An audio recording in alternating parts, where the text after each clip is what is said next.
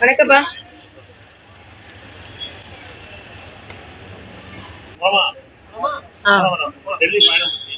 டெல்லி பயணம் இப்ப ஒரே நாடு ஒரே தேர்தல்ல நான் பொறுப்பாளர், மாநிலத்தோட பொறுப்பாளர். நாளைக்கு அதோட கூட்டம் மரியாதைக்குரிய சிவராஜ் சிங் சௌஹான் அவங்களும் சுனில் பன்சல்ன்ற எங்களோட பொதுச் செயலாளர் தலைமையில் நடைபெறுகிறது. இதுல நான் பொறுப்பாளர், மரியாதைக்குரிய அண்ணன் அர்ஜுன் சம்பத்தும் அர்ஜுனமூர்த்தியும் நாராயண திருப்பதியும் அவங்க 2 பேரும் இணை பொறுப்பாளர்கள். அதுக்காக நாங்க போறோம்.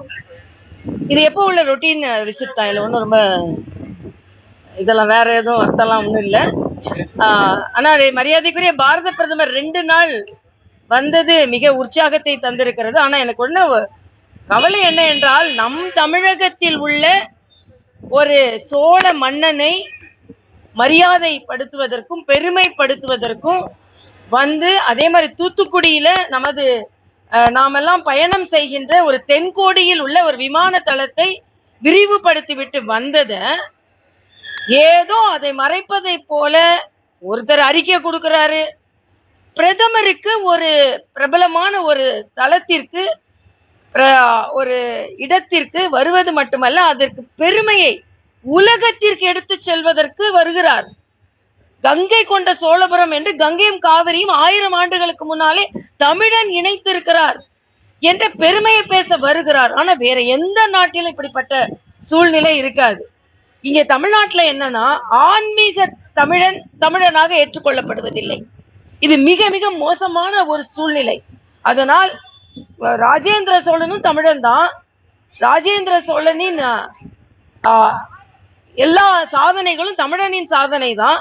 ஆனா ஏதோ அவர் மரியாதைக்குரிய மோடி பேசினோன்னு அந்த நேரம் பார்த்து கீழடியை பத்தி கீழடியை பத்தி யாரும் எதையும் மறைக்கல. அது அறிவிக்கப்பட வேண்டிய நேரத்தில் அறிவிக்கப்படும்.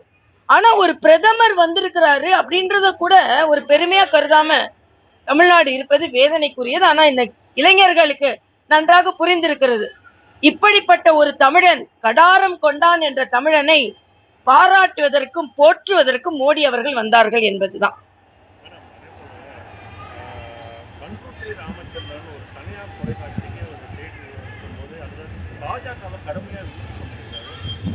முதல் முறையா அமித்ஷா தமிழகத்துக்கு வரும்போது அண்ணாமலையை தூக்கி விட்டதாகவும், 2வது முறை மோடி அவர்கள் மலர் வளையத்தோட வந்திருக்காரு.